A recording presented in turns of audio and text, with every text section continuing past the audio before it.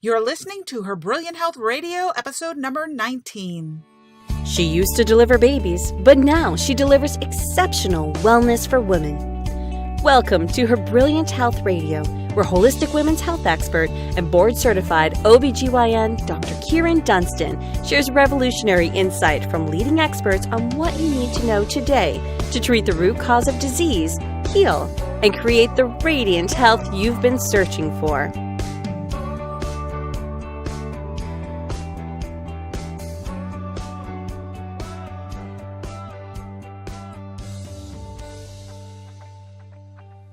Hey everybody, it's Dr. Kieran. Welcome to another episode of Her Brilliant Health Radio. Today I have a special guest who's going to hopefully help you understand your stress and how it impacts your health and how you can start to transform the negative impact of stress on your health into a positive impact, because we can't avoid stress. They're actually good stressors as well as bad stressors. So as long as we're going to have it, we may as well make it work for us. So please help me welcome my guest, Dr. Heidi Hanna. Dr. Hanna helps people transform their stress from having a negative health impact to having a beneficial and supportive effect on their optimal health performance. And she is the New York Times best-selling author of several books, including The Sharp Solution, Stressaholic, and Recharge. Her newest book, What's So Funny About Stress, is now available. She's the Chief Energy Officer of Synergy, a company providing brain-based health and performance programs. She's the executive director of the American Institute of Stress and a founding partner of the Academy for Brain Health and Performance. Her clients and affiliations include Fortune Magazine, ESPN, Google, Starbucks, Microsoft, Morgan Stanley, the PGA, and the NFL, and more. Heidi's also a certified humor professional with the Association for Applied and Therapeutic Humor, although she won't admit she's funny. But we'll see if that's true or not today, because if you've been listening to the podcast, then you know I like to laugh for no reason and look for excuses to laugh. And we'll see how funny Heidi is. Welcome, Heidi. Thank you so much. Well, listening to that introduction always makes me feel a little stressed because it sounds like a lot of work, but I feel so grateful to actually have turned something that was really a challenge for me into a blessing, and that is stress. It's my favorite thing to talk about for good reasons, not because I need to vent all the time. So I look forward to speaking with you today about a lot of the different ways that your listeners can actually do just what you said, which is change it from something that hurts us to something that helps us. Yeah, so tell us, and everybody listening, tell us how you came to be the stress expert, Sounds like it should be one word. Yeah, that's right. Sometimes I call myself the stress detective because I like looking into stress and figuring out what it's trying to teach us. Mm-hmm. So for me, it really started out of a need to live a better life. I actually have a condition called vasovagal syndrome, which a lot of people have never heard of before. Mine happens to be anxiety induced. And what that means is that when I get really anxious about something, I will literally pass out. And that started when I was about 12. At the age of 10, I started getting headaches and stomach aches, and doctors trying to figure out what was wrong would always come to the same conclusion, which is it's probably stress, which was strange for me because I would think a 10 or 11-year-old shouldn't really have that much stress in their life the way we typically think of stress. So throughout my life, trying to better understand why my brain and my body were kind of hijacking me in these situations, why I would get triggered. And it was really debilitating. I can think of circumstances on airplanes, on blind dates, on job interviews where I would actually black out. Quite embarrassing. And then when I would talk to medical professionals, they would tend to say, we're not really sure what it is. It might be epilepsy. We could give you some medication, but it just really felt like this black hole. So I started really exploring and learning more about first psychology. I got a master's degree in psychology. Then I got a PhD in holistic nutrition. I became trained in exercise physiology and was trying to put all the pieces together really to understand the mind-body connection, and started working for a company called the Human Performance Institute, which was an amazing blessing for me, where I got to teach energy management principles to companies and individuals within companies. But all the while, as I was doing that and kind of teaching everybody else what to do, I was struggling more and more and more. And I could just feel myself really burning out and breaking down. And right around that time, my third grandparent was diagnosed with Alzheimer's disease. And so it was a bit of a tipping point for me to think about how powerful the brain is and how important it is that we really think about caring for our brain as our number one priority, I believe. We know a lot about heart health, we know a lot about weight management, diabetes, those types of things, but brain health and brain performance are still fairly new, because we now can see through technology what interventions really do help us to change both the structure and the function of our brains. And so stress became very different for me when I started looking at it from a neuroscience perspective, that stress is really just what happens when demand exceeds capacity. And that could be physical, emotional, mental, spiritual, social, and all these different areas of our life. If there's more demand on us than we have capacity to meet, stress is actually trying to do us a favor by promoting, certain stress hormones and giving us extra energy for a short period of time. The problem is when that goes on for too long, or when it's too intense, then it can dramatically change how our nervous system kind of works with the circumstances of our life. So ultimately, that's what I learned about vasovagal syndrome, was that for some people, we're genetically predisposed to embody stress in a bit of a different way. There's certain people with stress sensitivity that will embody that, and it has to do with the vagus nerve actually kind of becoming overactive. So instead of fight or flight, we have this freeze or faint reaction. And I found out by speaking about this in my talks that I'm definitely not alone. So I wouldn't be surprised if some of your listeners have had similar experiences as well. So yes, let's talk about stress sensitivity. How would you define that?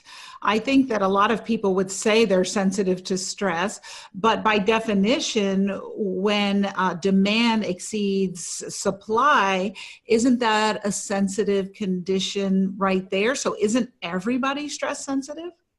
I would say that everybody has certain traits that make them aware of stress. And we know neurologically we have 5 times more negative circuits than positive, that we're hardwired for kind of paying attention to potential threats in our environment. So everyone is picking that up. And if we put, 10 people into a brain scanner and have them actually experience something that would be stress provoking, everybody would light up in the limbic system, the middle part of the brain, the amygdala, that fear reaction. What happens that's really interesting and fairly new in the research is about 15 to 20% of the population will actually show heightened activity deeper in the brainstem and actually going down into the body. And there's been this kind of interesting combination of different pockets of research happening. So this really started with Dr. Elaine Aron, who discovered a highly sensitive person trait that 15 to 20% of humans have, but also other animal species, which is really interesting. So sometimes it's called timid versus resilient. We look at flowers, maybe the orchid versus the dandelion. And it seems that a portion of the population is more sensitive to be able to predict earlier when there may be a storm or some sort of change. It could even be an energetic shift in our environment, because the sensitives can then kind of warn everybody else. There's also about 15 to 20% of people who are highly resilient, who really don't notice what's going on around them. They're able to kind of stay more focused on the task at hand. And then, of course, that middle section that can go either way.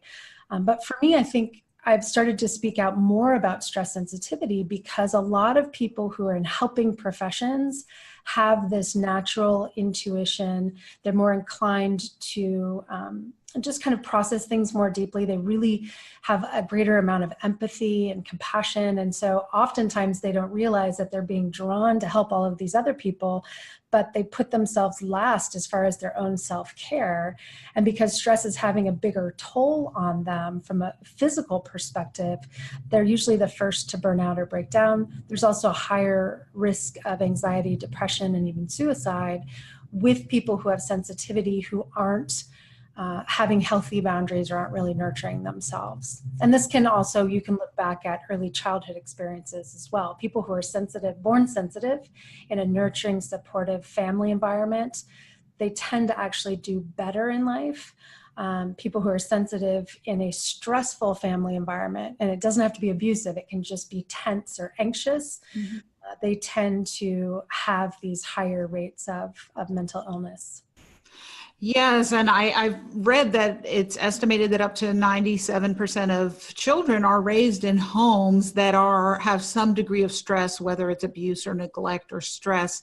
And I recently interviewed and did a podcast episode about the ACE test and the association between childhood trauma and illness. So talk a little bit about stress sensitivity. How does that happen? Is it a genetic issue that people are programmed, or is it a nurture type of issue that people are conditioned into that, where they have an abnormal HPA axis, the hypothalamic pituitary adrenal axis response, and then that makes them highly sensitive? How does that develop? That's a great question. And it's both. I think the research is really showing clearly that it's both nature and nurture. There is definitely a genetic component with the serotonin transporter gene. So definitely there is something that we can see in a genetic test that some people actually, it's like the brain is more sensitive. And so there's changes in both serotonin and dopamine production with that heightened sensitivity from birth. I kind of look at three things when I think about stress sensitivity. It's that genetic factor, and that would be more what I think Elaine would say is the highly sensitive person trait. That is born in. That is not a negative thing. It can be very positive if it's nurtured and supported early in life. I think that those people may still pick up more stress than others, but it doesn't negatively impact them because they've had those secure attachments and hopefully learned positive coping skills for that heightened reaction. So most people who are very creative, most people who are performers, entertainers, artists, healers, they're going to have this sensitive trait. And if they grew up in an environment that nurtured that, they may still be impacted by stress more. They may feel, for example, global sadness at a deeper level than others would, but they may not get sick because of it, because they've learned that that's part of who they are, and that's actually a positive blessing that they have to be in tune with what's going on in the world. The bigger challenge is the sensitive, genetically sensitive person who grows up in a home that may even not be abusive, but it's just that, I mean, I can go to my own and say I'm being teased for being too sensitive or too emotional. I would cry at every movie. I have difficulty with loud noises or bright lights. And so instead of kind of saying, well, this is part of what makes you who you are, and it's a beautiful, creative, intuitive trait, it was, there's something wrong with you and I need to make you resilient because the world is difficult and I don't want you to be this timid flower. And so even though that's not necessarily harsh, it can really, I think, for the sensitive person, kind of disconnect you and feel like you have to push that down. And anytime we're pushing stress down into our system, that's where it really impacts that HPA axis, and even how the vagus nerve is regulating the parasympathetic response or reaction. So instead of just calming us down, it can go on full-blown disassociation. So whether it's physically fainting or emotionally disassociating from the world. And you can also then see how that may lead to unhealthy coping mechanisms. So if the first thing is genetic trait, the second is early life experience, the third component is going to be lifestyle factors. And this is where we really have the most control, is do we have healthy coping mechanisms, or are we turning towards things like too much food, too much alcohol, risky behaviors and things like that to try to kind of quiet that sensitive voice in us that's been pushed down for so long. Yeah, it's very interesting. You mentioned that third factor of really what I would consider, well, I guess if it goes to a certain degree, a certain amount of addiction, Yes. So addictive behavior to calm that system.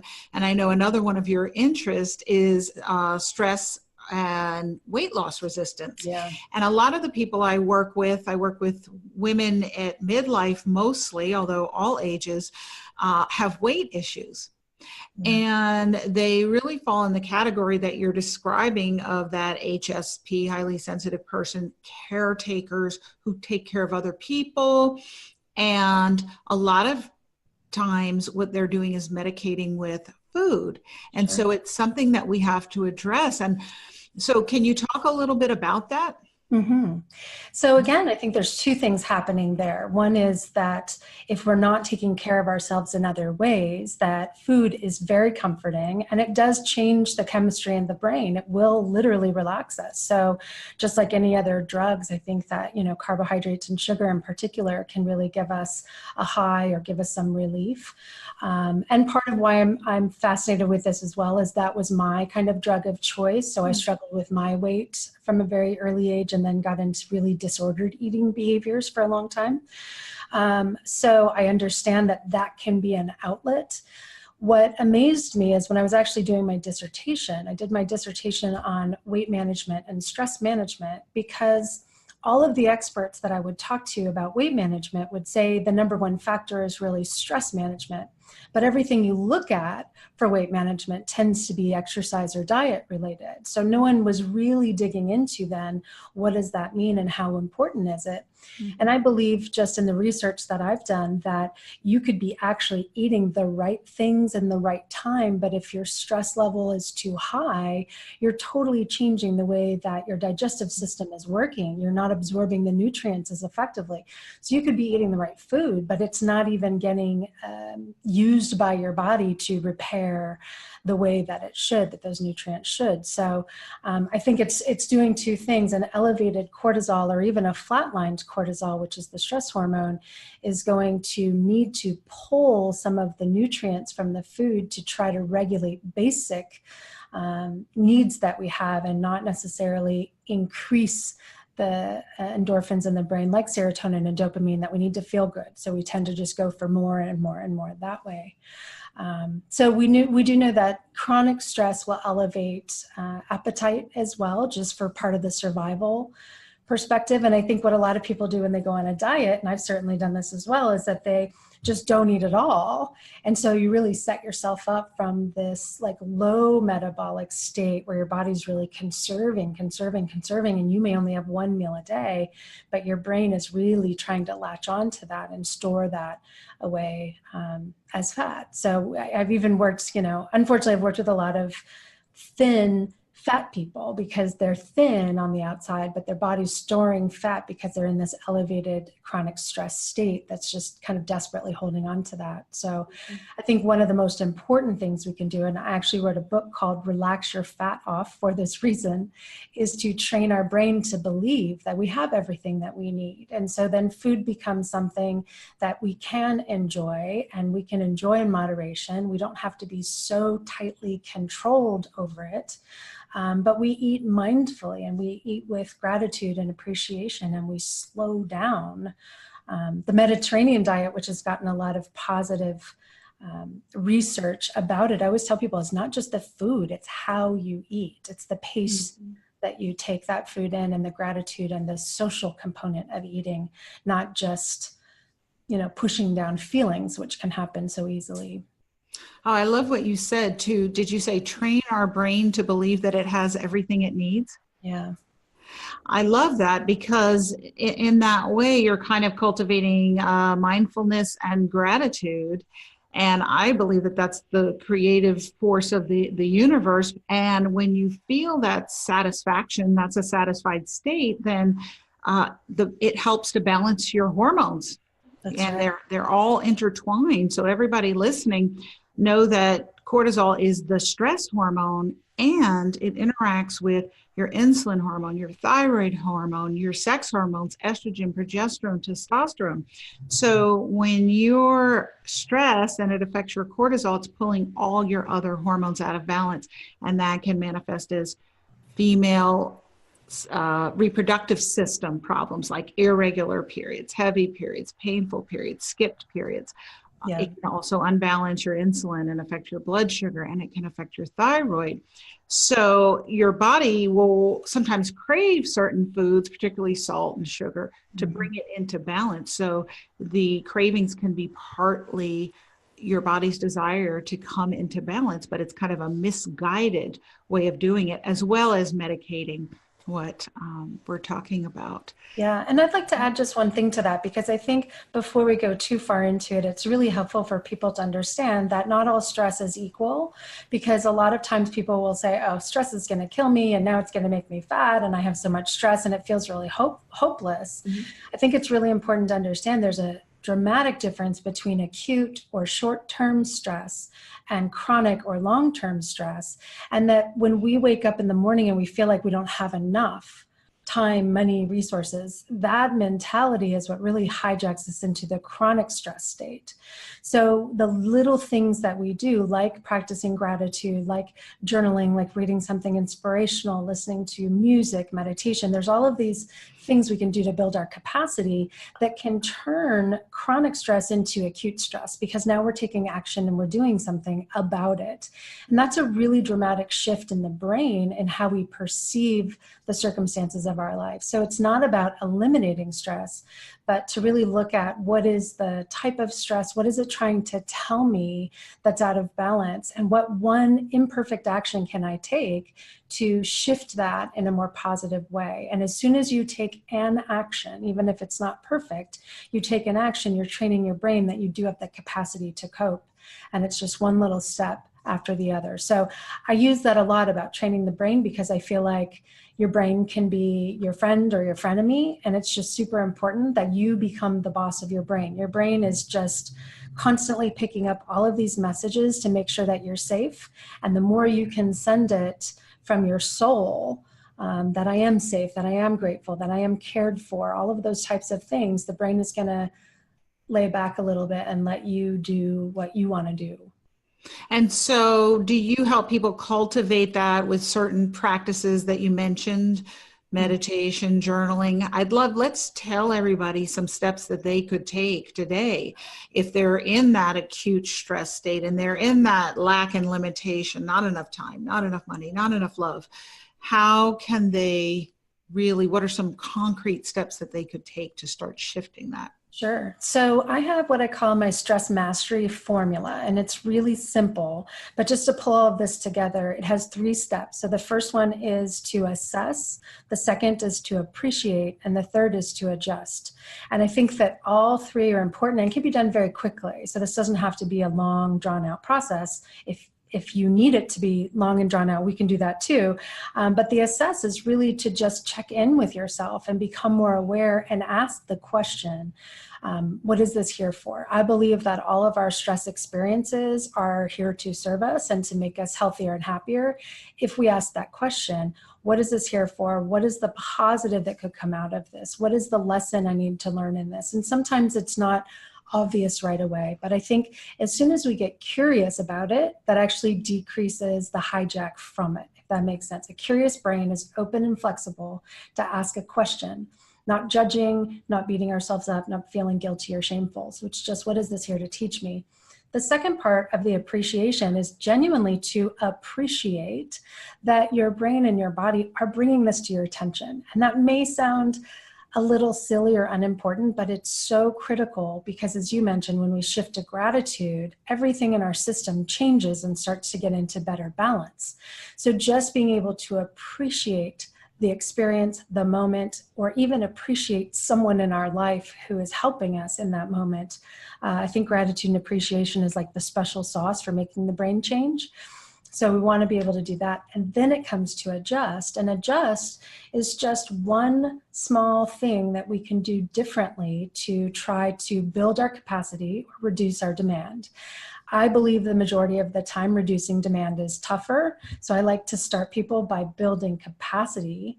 And I think most people already know what they could be doing that's realistic for them to do, that's simple.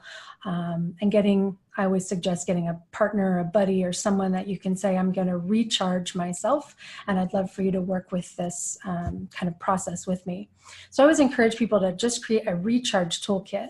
So it's not stress management, it's nothing complicated, but just like, what are the things that help you to recharge that you could build into your day more regularly?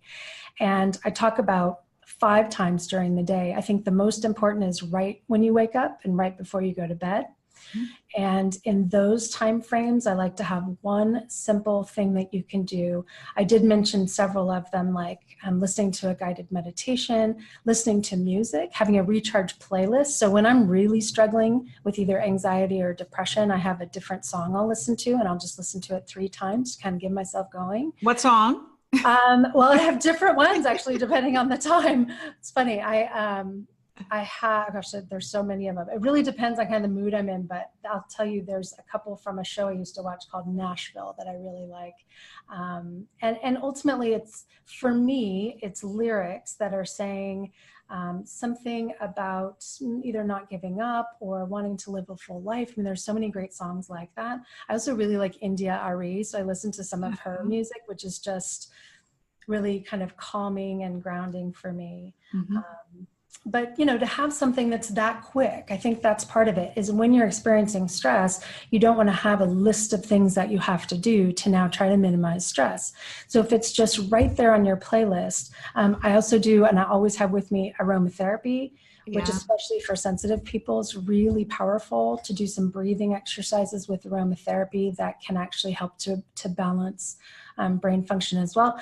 And I always have my little stress monkeys with me, and if you squeeze them, his heart pops out.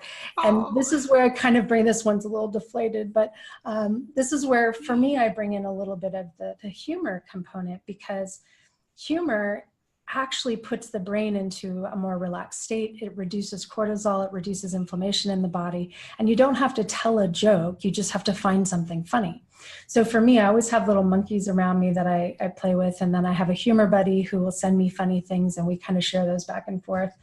Going for a walk, obviously, even something like having a cup of coffee can be turned from something that you're dependent on to something that's a gratitude experience for you, to just sit and appreciate. And I think that's what we're missing so much, because we rush. And out of 20,000 people that I've surveyed, the number one stressor is feeling like you don't have enough time to get it done. And that's a perception, really, and something that we have to work on within our own mindset. I love those. You really pull in different senses. I like that you pull in the smell. So you're kind of bypassing that cognitive brain, which is the part that gets stuck in, I have to, and you're going with the olfactory nerve for the aromatherapy, maybe essential oils, or you could just open a coffee can and smell that. That's right. Aromatherapy. Yeah. And the tactile nature with your little monkey, and the music, you're engaging both hemispheres of the brain, and you're really changing the frequency and the vibration of the energetic state, which will change your perception of your current circumstance and that cognitive functioning. So I love the tools that you're offering and the processes for people listening. And if you're listening, I welcome you and encourage you to write those down and to pick just a couple that you could try, be ready with them before you feel stressed, and then remember and pull it out and use it. I love the music one. That's one of my favorites. I want to add something to that because you brought up such an important point that I usually try to make sure to bring up. And actually, two things. One is that the brain is organized in a very specific hierarchy from the bottom to the top. So a lot of times we try to change our cognitive processes before we change our sensory state. And I think that's where a lot of people go wrong. So if you can shift your state, which is one of the 7 habits of stress mastery, is to shift your state, then the brain works better. And so now you can start to change your perception. But I think that that's really important. We process sensory information quicker, and it actually is required that we kind of open up that sensory part of the brain before we can get to that top part to change our mindset. And so I'm always looking for ways to incorporate that. And then the other one was too about things like music, to have it ready when you need it. And I'd like to encourage everybody to think about proactively building in these habits of building capacity, because I think a lot of times we rely on them when we need it. So if I only use, for example, this particular, and I have a bunch, but this particular fragrance to me is very grounding.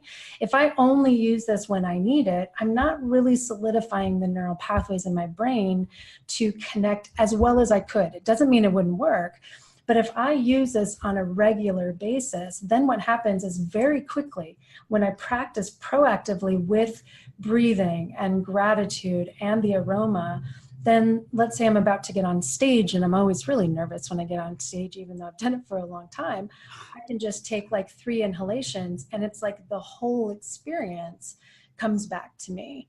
And so I always want people to understand that this is not a wait until you're stressed thing. This is a proactively building your capacity so that when stressful circumstances do come into your life, you've got more capacity to cope, and they're going to be acute in that sense, helpful stress reactions, not the harmful stress reactions over time. Yes, and I really encourage people to start first thing when they wake up. A lot of us tend to start our day with an alarm clock and the news, which is not usually good, or the newspaper and our to-do list and our emails and lots of demands coming at us. And I actually switched a few years ago. I don't watch TV or news, and I start my day right away with meditation and journaling and listening to uplifting audio recordings. And I think it's made all the difference. So I start by setting the set point, that sensory set point vibration early in the morning at a higher level. So I find that when those stressors come in, I'm floating up here and it doesn't feel like a stress. Right. That's right. And I think in that sense, I mean, I say this and a lot of people think it's kind of cheesy, but I believe stressing is a blessing once you know how to use it. So now what happens with that capacity is that stress comes up and you can just meet it where it is. You know, there are things in life that are going to be stressful. And the key is that you have the capacity to cope with them and that you build a support system around you, because that's another thing, is that other people instantly give the brain a perception of greater capacity. You know, we have our limited capacity by ourselves, but when we have a network of people around us that we can reach out to and rely on, makes a huge difference. And I would say, especially for the female brain, which is wired differently, female brain patterns work a little bit differently to really need that social connection and support, more so even than the typical male brain pattern. Doesn't mean all men and all women, but there are some clear patterns in the research that show that the female brain is wired to be in relationship, and it's even more effective for us when we have that great social support. Well, let's talk a little bit about that, because I don't know that most women are aware that that's necessarily the case. Yeah. So talk a little bit about what the research is showing there. Sure. I'm always a little hesitant because I know that we don't want to put anybody in a box. And I think that certainly there was a time where women were seen as kind of the weaker sex or weaker gender. And it was funny, we were watching a movie recently and my mom turned to me and said, "Is that true?" And it had something to do with a female brain size being smaller than a male brain size. And I said, well, if our bodies are smaller, then our brains are smaller, but they actually work a lot better. So in my humble opinion. But the research has actually shown that a lot of the studies that have been done on stress for a very long time were done on men, because men don't have the same hormonal fluctuations. They're easier to study because you don't have to worry about where they are in a cycle. They're pretty consistent across the board. But that left women out, and we certainly know certain medications work better for men versus women. And so there's a lot now that we're starting to learn about the differences in these patterns. And the patterns are more about estrogen and oxytocin levels in the brain. So they do have to do with hormones as well as structure. So different periods in someone's lifespan, they may change. So if there's less estrogen, this may be less of a case. But really, we have the fight or flight. The most typical stress reactions we hear of all the time are more of a male brain pattern of kind of going out and fighting somebody or running away from a situation.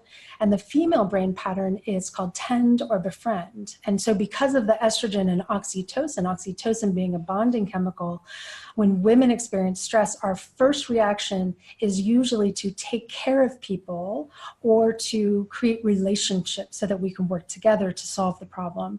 And the beautiful thing is that when you have men and women together working on a problem, you've got a lot of different ways to get a solution. So the interesting thing is that if you have a man and a woman, or male brain pattern and female brain pattern, they're both equally successful at solving a problem. So it's not that one is better than the other, but if you watch them in a brain scan, you'll see that they use different tactics to get there. And I actually think that that's important, because if we're in relationship with each other, if we can understand how the other person might be coping with stress and not take it personally that they don't want to talk about it, or that they do want to talk about it, we can show up more effectively, I think, for our partners and our colleagues and our friends.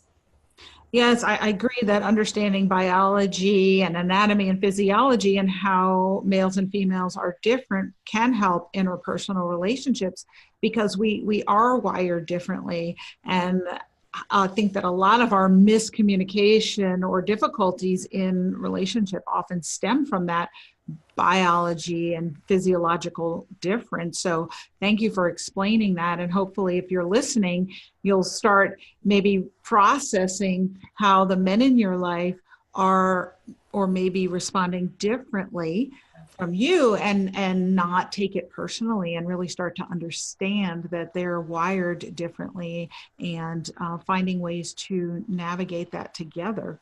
Yeah, and just one simple kind of thing to keep in mind for that is, I've noticed I've just recently married, and so, learning all of that kind of stuff is, I know that he tends to want some kind of time away if there's a problem, and I desperately want to kind of hang on because I want to talk it out. So even learning that and being able to give time for both, that there's time for this as long as I know we're going to come back and talk.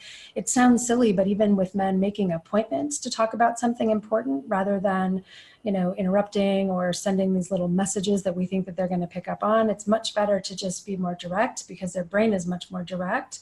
So if they know this is what we're going to talk about, and then this is going to be the resolution of that, and then I can go on to what I was doing. Whereas we can kind of go all over the place with our thoughts, and we can multitask and take on a lot of things. Their brain isn't really wired to do that. Great advice. Make an appointment. All right, make an appointment. Set an agenda, make an appointment. So tell me, how did you come to become a certified humor professional? Well, about 5 years ago, I was going through one of my most difficult depressions, and I'm very open about that. I still struggle a lot with anxiety and depression. And for me, I know what I need to do to kind of stay on track and keep my brain in a good place. But I don't, just like everybody, I don't always do that. Sometimes I take on too much work, or I'm traveling too much, or whatever it might be. And so I was going through a really difficult time, and just kind of intuitively felt like I needed to laugh. And I just hadn't laughed in a long time.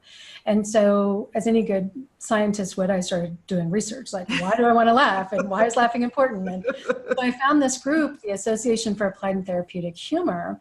I was just kind of floored that there was such a thing. And then they were having a conference a block from my condo. Oh. So I submitted a proposal to speak. And actually I was talking about stress management, weight management, and how laughter and humor could play a role in that, but I didn't really know a lot about it. Anyway, long story short, I went to the conference, and it was very interesting because our group has a lot of very silly, very laughter kind of oriented. We do laughter yoga and a lot of that kind of stuff. But there's also a very strong core of people who really research in the lab kind of what happens when we laugh and why, and how humor is so helpful for building resilience. I just chaired our conference, in fact, earlier this year. I'm now on the board. But there's a 3-year certification program. And what it does is it teaches you the theory the first year. The second year is more of the application, and then you do a research project, and the third year is leadership. And how do you take this into your place of work? I would say the majority of our members are in healthcare. So we have a lot of doctors, nurses, social workers, physical therapists who use humor and laughter to help people heal. But we also have a very big group of us who also use it in business. So looking at humor and laughter and how that helps with things like sales, marketing, communications. And so for me personally, I'm not a big laugher, but I find all sorts of things funny. And what I've learned is that just like any other mindset, if you start looking for things that you find funny, you start seeing more things that are funny. Mm-hmm. And it's pretty amazing how that can change kind of what you're paying attention to. So I did just a personal research case study on myself. There's one component I always look at for people when I'm doing brain assessments, and it's negativity, positivity bias, because it impacts so many things. And my negativity bias at the time going through the depression was a 1, which is as bad as it gets. And by the way, 100% of people with depression have negativity bias. So instead of just looking at how do we lift the depression, one of my things that I'm working on is how do we lift the negativity bias? And I believe that the depression will resolve as a result. So for 30 days, I did a humor intervention. So I was getting humorous things, and I was really paying attention to humor. And in 30 days, I went from a 1 to a 4.5, which is actually a healthy average score. And it's the kind of thing, just like exercise, though, that you have to keep up. So it wasn't like I did that and I was cured. It's a skill set. You can train your brain to appreciate what's funny in your life more. And I think the best way to do that is to have a humor buddy or join a group like AATH, where you're actively kind of engaging in the process of finding things funny. So one of my quotes is, it's not about being funny, but seeing funny. And the more you see funny, the more resilient you are in difficult situations, because your brain's just more creative and flexible and resilient.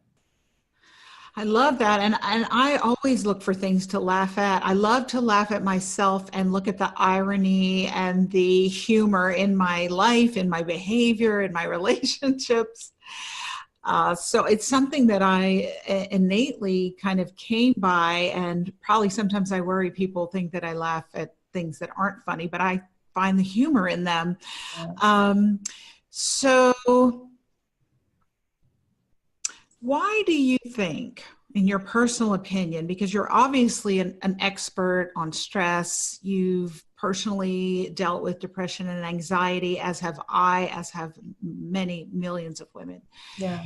It's so epidemic. Why do you think that anxiety and depression are at such high levels among women?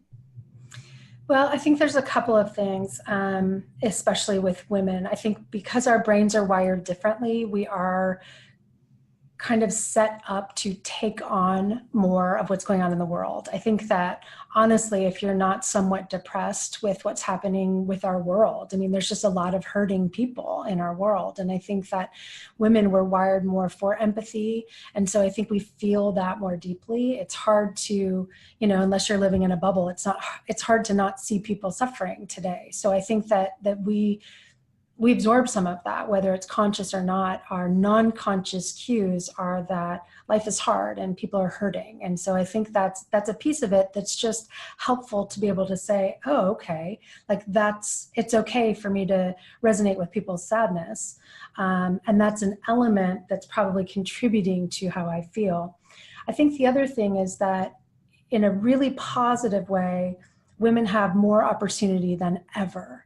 And I think that that's a beautiful, wonderful thing. And it's also gotten a lot of us driving really hard and pushing really hard and into more of the competitive nature that's really wired more for male brain patterns than it is for female brain patterns. Our brain wants to collaborate, wants to be in relationship, wants to be, in trust and safety. It gives me goosebumps talking about it. Yes. And yet so many people, especially in the workplace, it's like, there's only one or two seats for a woman at the big table. And so it gets to be very competitive. Sometimes women are harsh to each other because it's kind of like they have to have that competitive edge to work the way that men are working. I think there's a shift happening now. I do believe strongly that the feminine in the workplace is being more appreciated, but we have a long ways to go. And the other piece, and this is a tough one, but I do think that technology is hard for us because most of us are letting technology kind of run our lives. And so there's just so much exposure to so many opportunities, so much information, so much connection in volume or in quantity, but not really the depth or quality that we need. Mm-hmm. So I think as women, we just really need to support each other to take care of ourselves and to not feel selfish doing that. So I'll throw one out there for everybody. One of the times I was struggling more with the anxiety, I was having panic attacks, and I decided I needed to get a massage, and I decided to do it once a week. And so that was a very strong commitment to myself to think, if I was an athlete, I'd be taking care of my body. So I am somewhat of an athlete and trying to do what I'm doing. Why wouldn't I have that same kind of prioritizing my own self-care? And it was amazing how much, again, that's just beyond just the actual physical getting the massage. I'm teaching my brain that I will take care of you. I will take care of me. Mm-hmm. And when I do that, I'm so much more effective for everybody else. So I think if you can schedule those things, make the appointments for self-care as important as anybody else that you could be meeting with, and genuinely start to train your brain and your body to believe that you've got your own back. And then, bring a friend with you and build that support. And there's such a ripple effect when we really recharge our own battery, and we can help other people do that too. I agree. And I guess to just summarize everything you said about the levels of anxiety and depression, and I have felt this way, it's like we're trying to be a square peg going into a round hole. And so what I want everybody listening to, maybe if you've been suffering with some anxiety or depression, is that there's nothing wrong with you. Right. It might just be that you're trying to be a square peg and fit yourself into a round hole, which you don't fit in. And so if you change your perception about the situation and maybe change some of the actions that you're taking, you might be able to work your way out of some of that anxiety and depression. I'm not going to say it's the whole answer. Some people do need medication. So if you're on medication, don't stop it because you heard us talking about this. That's right. Absolutely. It's just that it's all important. And I think and I certainly know, just a medication is never enough, really. It's enough to help you feel like you're not walking through quicksand, is often what I've said. And I've been on many different medications. I'm on a medication that's working well for me now, but it is a fraction of my self-care routine.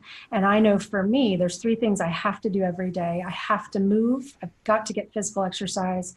I have to meditate to quiet my mind and focus on what's most important.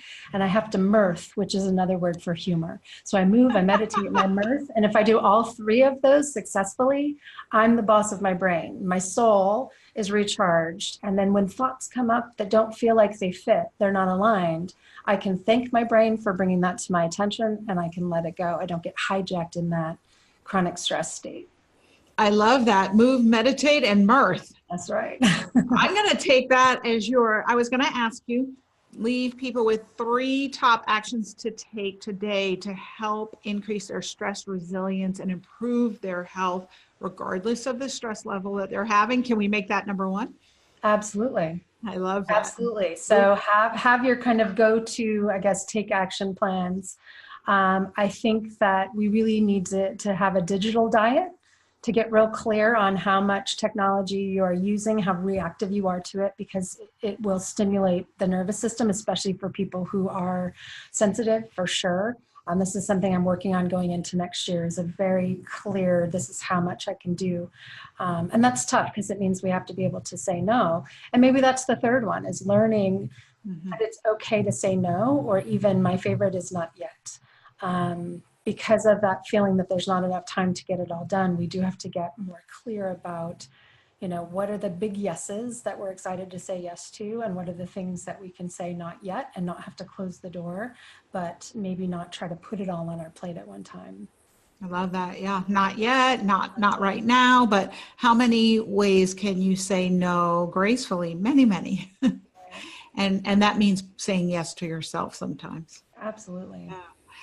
I'd love it if you could share with everyone how you would define Her Brilliant Health. That's the name of the podcast, and that's what it's all about, is helping women create health that's brilliant. How would you define that?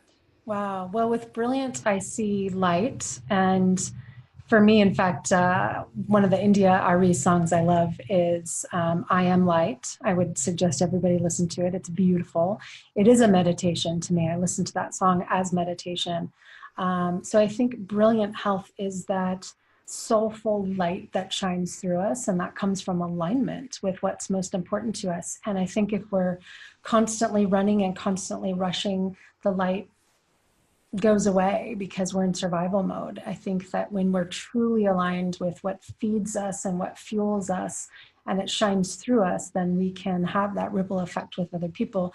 And I think that, taking care of ourselves is a critical step to be able to show up with calm, confident energy, around other people. And it's incredibly contagious. Stress is contagious, and brilliance and light and confidence is contagious too.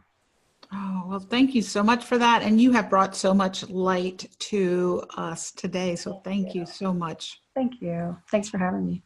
Oh, you're welcome. I want to let everyone know that Heidi has a book and video assessment on her website for you at www.heidihanna.com/recharge. We'll have a link in the show notes. So if you can't write it down right now, don't worry. And look for all kinds of resources on her website. She has the free download, and she's got webinars and all kinds of assessments, so you can really look at where you are with your brain function and your stress management. And she's got tools that you can utilize and download to help you turn your stress from a harm into a help for your health. Thank you so much for the work that you do, Heidi, and for being here with us and sharing your light. Thank you. Thank you. Thank you for joining me for this episode of Her Brilliant Health Radio. Hopefully you're inspired to take action on some new information you received today. A step towards the bountiful, blissful, beautiful vitality that you deserve. If you have health topics and questions you'd like addressed, please message me on my Facebook page or visit KieranDunstonMD.com and let me know. I'd love to help. Remember to share this podcast on social media and send it to your friends and family who could benefit from it too. If you love the show, please go right now to iTunes, write a review, and make sure to subscribe to the podcast so you'll be the first to know when future episodes are available. Thank you again for joining me, and remember, achieving optimal health isn't magic, it's science.